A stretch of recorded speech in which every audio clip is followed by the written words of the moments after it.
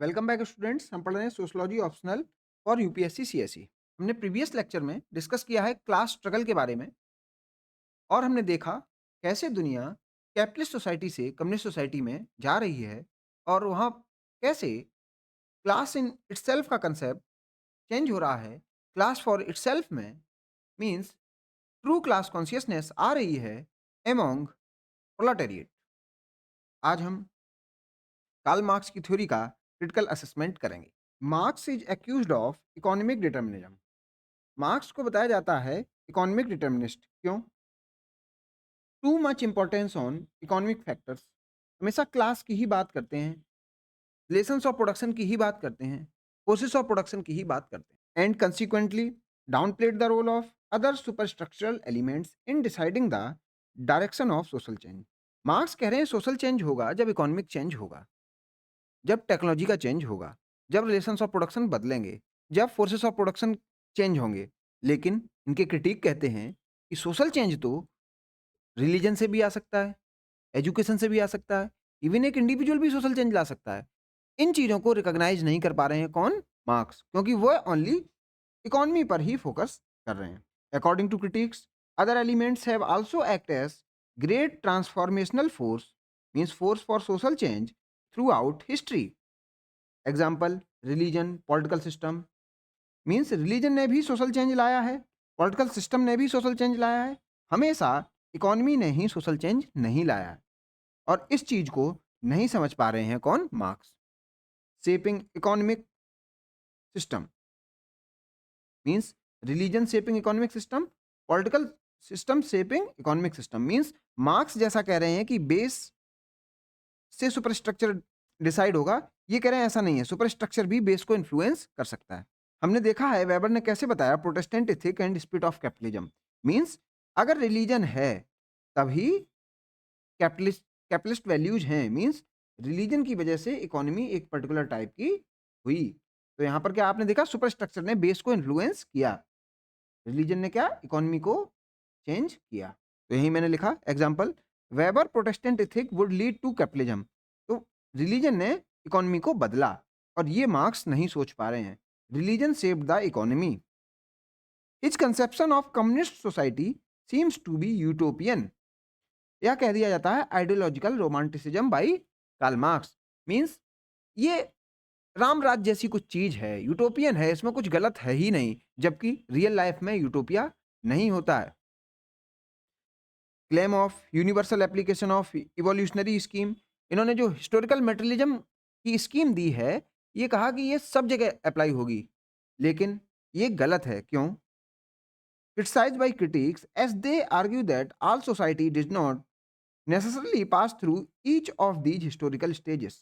Means ये जो आपने 5 मोड ऑफ प्रोडक्शन बताए, हर एक सोसाइटी पांचों मोड ऑफ प्रोडक्शन नहीं फॉलो करती। जैसे example, in China dictatorship of proletariat that is socialism is established directly after feudal social order and not capitalist society. Means China में यहां से सीधा जंप करके कौन सी सोसाइटी बनी? जो यहाँ पर डीओपी डिक्टेटरशिप ऑफ प्रोलेटेरिएट देखा गया था, वहां पर कैपिटलिस्ट सोसाइटी मिस कर दी गई थी। तो जो आप हिस्टोरिकल मेटेरियलिज्म में जो ऑर्डर देख रहे हैं सोशल चेंज का या मोड ऑफ प्रोडक्शन का, वो हमेशा यूनिवर्सली अप्लाई नहीं होता है। Criticise for wrong reading of human nature. इन्होंने जब कम्युनिस्ट सोसाइटी के बारे में बात की या कम्युनिज्म की थ्योरी दिया, तो इन्होंने ह्यूमन को सही से पहचान नहीं पाया। क्यों? ये कह रहे हैं उसमें राम राज जाएगा, सब मिल के काम करेंगे, सब मन से काम करेंगे और सबको नीड के अकॉर्डिंग दिया जाएगा और सब लोग अपनी स्किल के अकॉर्डिंग काम करेंगे। लेकिन जब सबको फ्री कर दिया जाता है, तो ये कहा जाता है ह्यूमन तो लेजी है, इनहेरेंटली, इंट्रिंसिकली वह काम नहीं करना चाहता। तो कम्युनिस्ट सोसाइटी में जैसा आप सोच रहे हैं भाई साहब, ऐसा होगा नहीं। आदमी काम करना बंद कर देगा। ये तो आपके ख्याली पुलाव हैं, यूटोपिया है और ये कभी एग्जिस्ट नहीं कर पाएगा। इनहेरेंट गुडनेस ऑफ मैन, जो इनहेरेंट गुडनेस मान रहे हैं कौन? कार्ल मार्क्स, ये गलत है। Around which whole theory is built, इनकी जो कम्युनिस्ट सोसाइटी की थ्योरी है वो इसको मानने पर है, जबकि ऐसा एग्जिस्ट करता ही नहीं, आदमी कभी गुड हुआ ही नहीं। According to critics, man by nature is acquisitive. लोगों को धन इकट्ठा करना अच्छा लगता है बाय नेचर, वो पैदा होते ही चीजों को कलेक्ट करता है। Loves to accumulate. देखिए ये एक बच्चा है, ये भी पिगी बैंक में पैसे कलेक्ट करता है। मीन्स इवन बच्चा भी पैसा जानता है। तो मार्क्स कैसे कह दे रहे हैं कि ये चीज़ हट जाएगी, मनी का कोई सिग्निफिकेंस नहीं रहेगा उनकी कम्युनिस्ट सोसाइटी में। बस यही बात मार्क्स समझ नहीं पा रहे हैं या इसको सही तरीके से जानना नहीं चाहते। Private property is quite natural, तो प्राइवेट प्रॉपर्टी खत्म करना शायद पॉसिबल होगा ही नहीं, क्योंकि ये तो नेचुरल सी चीज़ है। इवन ए किड एक्यूमुलेट्स, मैंने आपको बताया, and resist to give up, और वो भी गिव अप नहीं करता। Man by nature is sloth lazy, बहुत लेजी है मैन बाय नेचर, वो मन से काम करेगा नहीं। जब आप उसको फ्री कर देंगे तो आपने अगर कह दिया सेल्फ रेगुलेशन, वो कुछ नहीं रेगुलेट होगा। And it is incentive which drives man to work, तो आपको इंसेंटिव देना पड़ेगा, और अगर इंसेंटिव देना पड़ेगा मीन्स क्लास तो होगी ही होगी। तो आप जो क्लासलेस सोसाइटी सोच रहे हैं वो शायद पॉसिबल नहीं है। ये कौन कह रहा है? इनके critic. Marx claimed his theory to be scientific, Marx तो अपनी थ्योरी को साइंटिफिक कहते हैं। इवन कम्युनिज्म को वो क्या कह रहे हैं? साइंटिफिक प्रिडिक्शन, बोले प्रिडिक्शन तो है लेकिन साइंटिफिक है, ना कि ख्याली पुलाव। लेकिन इनके क्रिटिक क्या कह रहे हैं? But critics argue to be not. Marx scientific क्यों कह रहे हैं? ये कह रहे हैं मेरा तो डेटा के आधार पर है। हिस्टोरिकल मटेरियलिज्म देखिए, चारों मोड ऑफ प्रोडक्शन का मैंने डेटा आपको दे दिया। देखिए, पर्टिकुलर टेक्नोलॉजी है, पर्टिकुलर रेशंस ऑफ प्रोडक्शन है, पर्टिकुलर फोर्सेस ऑफ प्रोडक्शन है, पर्टिकुलर मोड ऑफ प्रोडक्शन होगा। अगर ये चेंज हुआ, मोड ऑफ प्रोडक्शन चेंज हो गया। ये तो सब डेटा है, इसीलिए मैं पॉजिटिविस्ट हूँ, इसीलिए मैं साइंटिफिक हूँ। लेकिन इनके ये कह रहे हैं क्रिटिक कि ये सही नहीं है। As it consist of apparent biases, आपकी थ्योरी में बायसेस हैं, एंड लेक्स ऑब्जेक्टिविटी, और इसमें ऑब्जेक्टिविटी कहीं समझ में नहीं आ रही। कहाँ पे? कम्युनिस्ट सोसाइटी के केस में इनके क्रिटिक ज़्यादा दिए जाते हैं, क्योंकि वो फिलॉसफी लगती है, वो पॉलिटिकल कमिटमेंट लगता है कि मार्क्स पॉलिटिकली कमिट किए हैं कि ऐसी सोसाइटी आएगी। मीन्स वो पॉलिटिक्स और पावर रिलेशंस के बारे में ज़्यादा डिस्कस कर रहे हैं इन कम्युनिस्ट सोसाइटी। तो ऑब्जेक्टिविटी नहीं है, है क्या? Political commitments of Marx reflected in his writing, तो मार्क्स के पॉलिटिकल कमिटमेंट्स दिख जा रहे हैं। That is establishment of Comintern, communist groups etcetera. तो आप सोशलॉजिस्ट की तरीके से नहीं, पॉलिटिकल साइंटिस्ट की तरीके से ज़्यादा समझ में आ रहे हैं अपनी थ्योरी कम्युनिज्म में। और अपरेंट बाइसेस और कौन-कौन से हैं इनके? एक तो है इकोनॉमिक डिटर्मिनिज्म, ये इकोनॉमी को ही इम्पोर्टेंट समझते हैं, और ये पॉलिटिकल थ्योरी ज़्यादा समझ में आ रही है। Popper, Marx manipulated data to confirm his ideology, ये कह रहे हैं मार्क्स ने डेटा को मैनिपुलेट कर दिया है अपनी आइडियोलॉजी में फिट करने के लिए, लेकिन ऐसा कुछ था नहीं, रियलिटी में ऐसा कुछ नहीं था। Value biased keywords used by marks, कुछ लोग कह रहे हैं इन ये पहले से ही बायस्ड हैं, तो ये अपरेंट बायस्ड का मीनिंग यहाँ पे वैल्यू बायस्ड का भी है। देखते हैं ये वैल्यू बायस्ड क्या है। ये बुर्जुआ को मान रहे हैं ब्लड सकिंग वैम्पायर लिख रहे हैं ये। अब समझिए, आप किसी कैपिटलिस्ट को अगर ऐसा लिख देंगे, तो समझ में आ रहा है कि आपके इनहेरेंट बायसेस हैं उनके खिलाफ। वो चाहे गलत हों या सही हों, लेकिन आप तो उन्हें गलत ही कह रहे हैं। Marks is criticised for his analysis of social change based on class identity. वही बात, क्लास आइडेंटिटी इकोनॉमिक डिटर्मिनिज्म वाली बात है मार्क्स की। And ignoring other social identities और stratification like caste, gender, religion etcetera, जो हमने पॉइंट नंबर 1 में बात की, बस इसको घुमा के यहाँ पर लिख दिया गया। Marx also criticised for undermining role of an individual, एक इंडिविजुअल को ये समझ ही नहीं रहे हैं कुछ, क्योंकि ये हैं positivist macro theorist. Individual is seen to be controlled by economic forces, Marx तो कह रहे हैं जैसे इकोनॉमी चेंज होगी वैसे ही इंडिविजुअल चेंज होगा। And says man is compelled by his situations, लेकिन इनके क्रिटिक क्या कह रहे हैं? Critic argue that many man have saved the human history, बहुत सारे लोगों ने, एक पर्टिकुलर इंडिविजुअल ने ह्यूमन हिस्ट्री को चेंज कर दिया। Example, Karl Marx himself who has impact on life course of millions, तो कार्ल मार्क्स ने खुद कितने लोगों की ज़िंदगी को चेंज कर दिया, किसकी ज़िंदगी को चेंज कर दिया? वर्कर्स की। इवन कैपिटलिस्ट को भी इन्होंने बहुत कुछ सिखा दिया।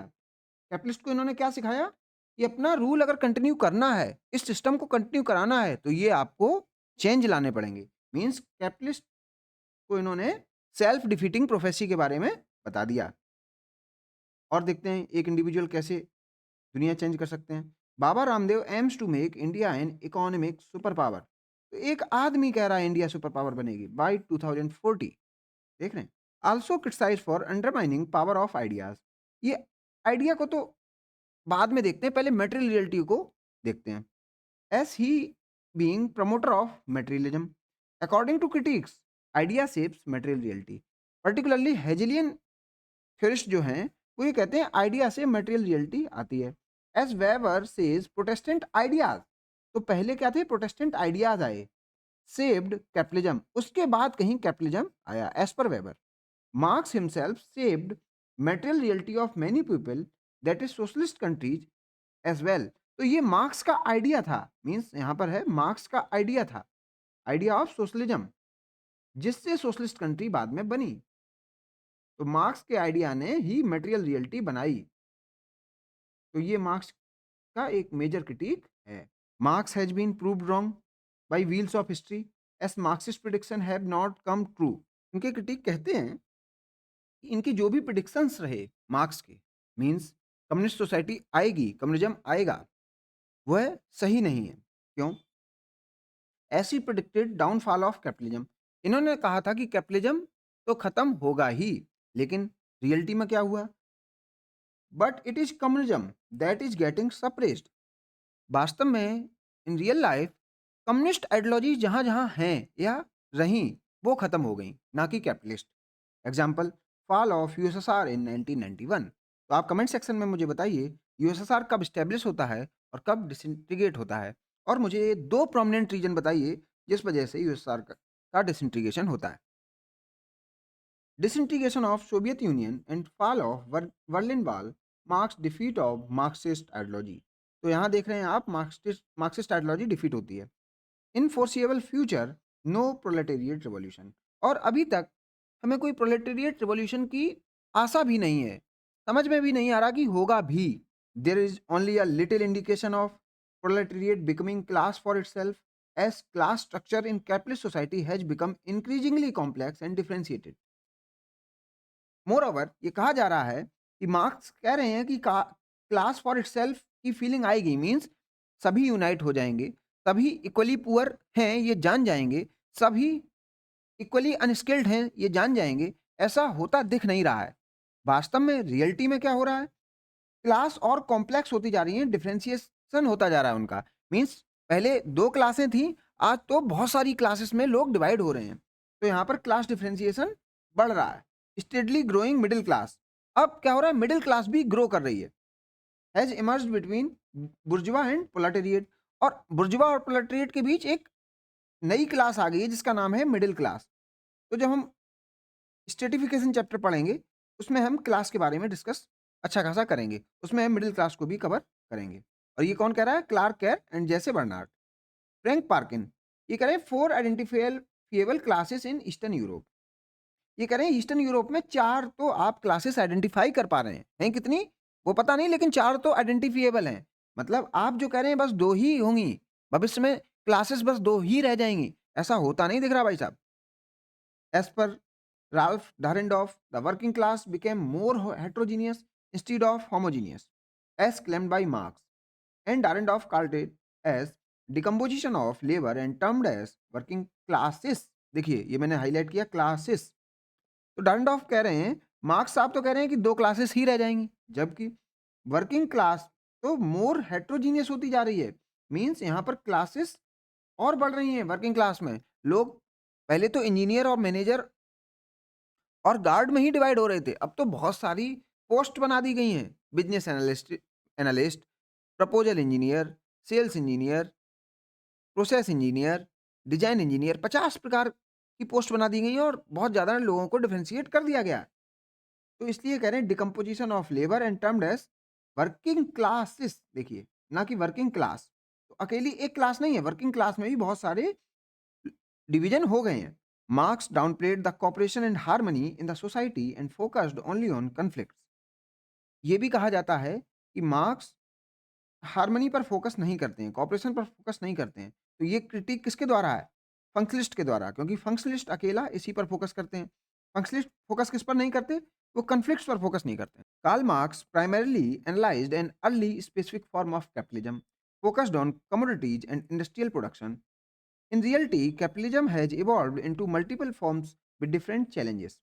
तो क्या कह रहे हैं ये कि आपने, मार्क्स साहब, आपने शुरुआती कैपिटलिज्म को देखा और उसी के बारे में आपने लिखा और आपने उसको कर दिया जनरलाइज़।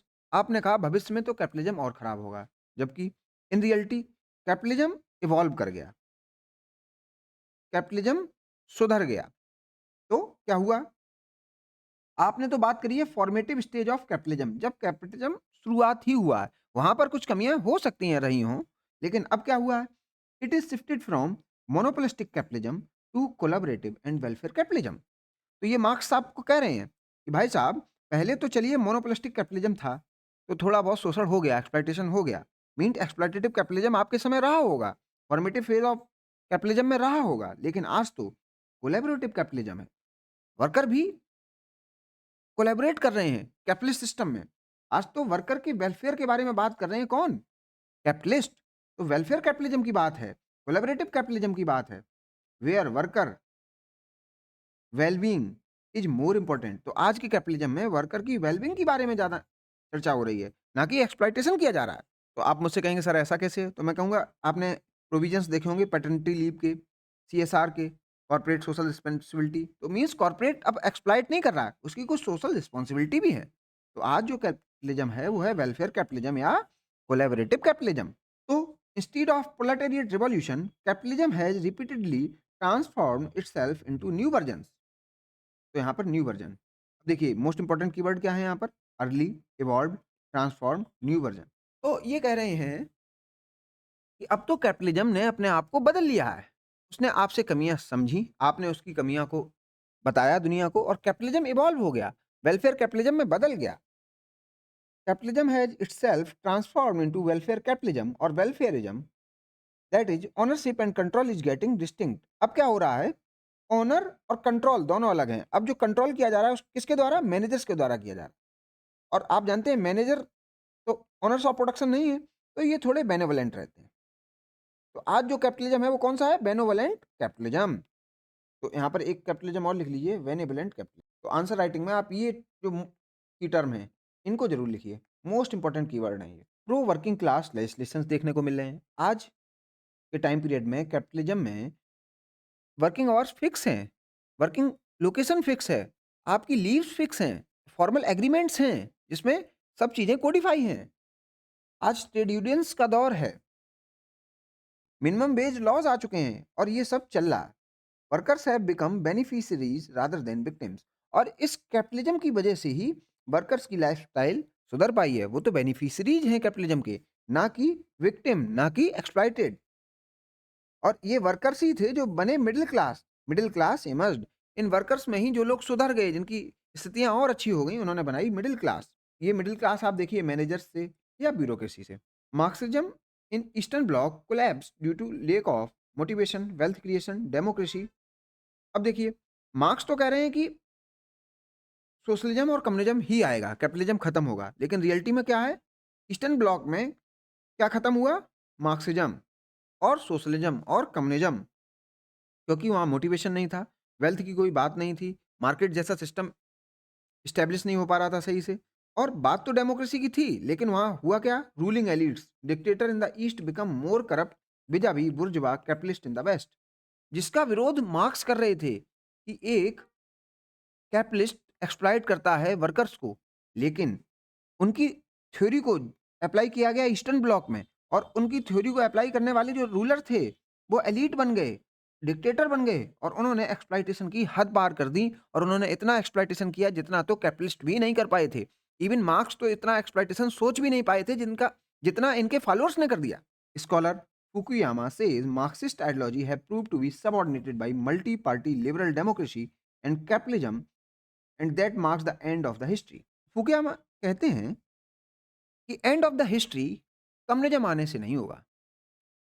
मार्क्स क्या कहते हैं कि कम्युनिस्ट सोसाइटी बन जाएगी तो हिस्ट्री को चेंज होने की ज़रूरत है ही नहीं, सोसाइटी को चेंज होने की ज़रूरत है ही नहीं और हिस्ट्री वहीं रुक जाएगी। ठीक है, means communist society best society है। लेकिन फुकुयामा क्या कह रहे हैं? बोले आप गलत कह रहे हैं, मार्क्स साहब आप गलत कह रहे हैं। तो सही क्या है? At as per Fukuyama multi party liberal democracy ये ही सही चीज़ है। अब इसमें चेंज नहीं होने वाला क्योंकि ये बेस्ट है। आप कह रहे हैं कम्युनिज्म बेस्ट है, नहीं मैं कह रहा हूँ multi party liberal democracy best है, कैपिटलिज्म बेस्ट है। और वो ही है एंड ऑफ द हिस्ट्री। इसके आगे अब कुछ चेंज होने वाला नहीं है, अब आपका कम्युनिज्म आएगा नहीं, यही है end of the history. Means आप कह रहे हैं एंड ऑफ द हिस्ट्री यहाँ पर है, फुकुयामा कह रहे हैं बस यही सबसे अच्छी सोसाइटी है, यही है एंड ऑफ द हिस्ट्री। यहाँ पर तो पहुँचेंगे ही नहीं, यहीं सब खत्म हो जाएगा क्योंकि यही बेस्ट सोसाइटी है। तो मैंने यहाँ हिंदी में लिखा है, मार्क्स तो कुछ उल्टा ही बोल रहे थे, end of history by establishment of communism. Raymond Aron in his book Marxism the opium of the intellectuals. अब देखिए इनके की टर्म्स देखिए, ओपियम और इंटेलेक्चुअल्स, अभी इस पे डिस्कशन करेंगे। Contents that Marxist ignore the axes committed by eastern block, ये जो मैंने यहाँ बात की थी, states during cold war era, और किस समय, कोल्ड वार के समय, large scale killings and violence, curtailment of basic rights etcetera. तो आपकी आइडियोलॉजी को जो अप्लाई करने आए, सोशलिज्म को जो अप्लाई करने आए, कम्युनिज्म को जो अप्लाई करने आए, वो तो डिक्टेटर बन गए, उन्होंने तो बहुत ज़्यादा एक्सप्लॉइटेशन किया। इसलिए मार्क्सिज्म को कहा जा सकता है the opium of intellectuals. Means ये इंटेलेक्चुअल को नशे में रखने वाली चीज है, जिससे कि इंटेलेक्चुअल को जो सच्चाई है वो समझ में ना ही आए। मीन्स इन मार्क्सिस्ट को रियल लाइफ में जो एक्सेसेस किए जा रहे हैं, इनके द्वारा, मार्क्सिस्ट रूलर्स के द्वारा, वो समझ में ही नहीं आएंगे, वो तो बस खोए पड़े रहेंगे एक यूटोपिया में, एक कम्युनिज्म की आइडियोलॉजी में। इसलिए ये ओपियम है इंटेलेक्चुअल्स का। मीन्स मार्क्सिज्म जो थॉट है ये इंटेलेक्चुअल्स के लिए तो ठीक है, आप अपने में खोए रहिए, मदमस्त रहिए, लेकिन ये मासेस के लिए नहीं बना है। मास का इससे कोई सरोकार नहीं है। Ossowski, if class means having identical control over means of production, it is present in socialist country too in the form of ruling class like army, bureaucracy. अब ये क्या कह रहे हैं, बोले मार्क्स साहब क्या कह रहे हैं, क्लास वो है जिसका मीन्स ऑफ प्रोडक्शन या फोर्सेस ऑफ प्रोडक्शन पर ऑनरशिप है। बहुत अच्छी बात। बोले ये तो आपकी सोशलिस्ट सोसाइटी में भी देखने को मिल जाता है। कैसे? बोले सोशलिस्ट सोसाइटी में आर्मी है, तो आर्मी के जो फोर्सेस ऑफ प्रोडक्शन है, आर्मी से रिलेटेड जो भी ऑनरशिप है, वो आर्मी के पास ही है, वो किसी और को नहीं मिल रही है। ब्यूरोक्रेसी के पास ऑनरशिप है एक पर्टिकुलर फोर्सेस ऑफ प्रोडक्शन की, वो किसी को नहीं दे रहे। इवन सोशलिस्ट सोसाइटी में भी आपको ऑनरशिप ऑफ प्रोडक्शन सिस्टम दिख जाएगी। तो आप बहुत अलग नहीं हैं किनसे, कैपिटलिस्ट से। आप नाम अलग है और काम लगभग लगभग सिमिलर हैं। ये कौन कह रहा है, ओसोवस्की। अब देखते हैं नेक्स्ट लेक्चर में in support of Karl Marx, relevancy of Karl Marx. Karl Marx कैसे रिलीवेंट हैं, अभी तक हमने उनका क्रिटिसिज्म देख लिया, अब रिलीवेंसी जब पढ़ेंगे तब आपको समझ में आएगा जी हाँ, आइडिया तो इनका भी ठीक था, मीन्स आज भी कहीं ना कहीं अप्लाई हो रहा है। तो एक स्टेटमेंट पढ़ते हैं, if at age 20 you are not a communist then you have no heart. Means आपको एक्सप्लॉइटेशन नहीं दिख रहा है 20 की साल पर, अपनी 20 की उम्र पर, तो आपके पास कोई दिल नहीं है। मीन्स आपको 20 की उम्र तक तो क्या होना चाहिए, कम्युनिस्ट, आप एक्सप्लॉइटेशन को देख पाएं। लेकिन if at age 30 you are not a capitalist then you have no brains. अब समझिए 30 साल पे क्या होते हैं, आप करने लायक कुछ हो जाते हैं। मीन्स आपके पास क्षमता डेवलप होती है, कैपेबिलिटी डेवलप होती है।